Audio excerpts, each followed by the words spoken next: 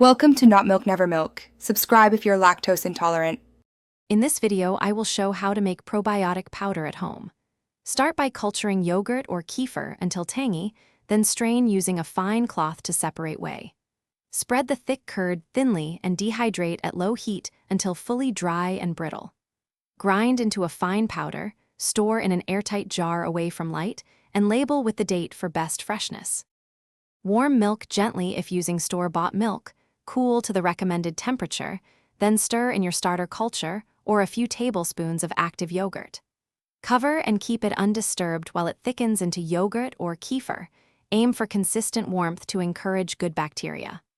Once tangy and set, chill briefly to firm up the curd, then proceed to strain and dehydrate for powder production. Spread the strained curd thinly on dehydrator trays or a lined baking sheet and dry at the gentlest setting until it snaps cleanly.